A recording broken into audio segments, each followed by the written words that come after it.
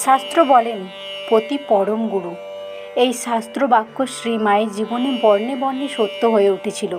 এমনই এক পুরুষকে তিনি পতিত্বে বরণ করেছিলেন, যিনি ছিলেন একাধারে তার গুরু, ইষ্ট, স্বামী, ইহকাল পরকাল সব কিছু।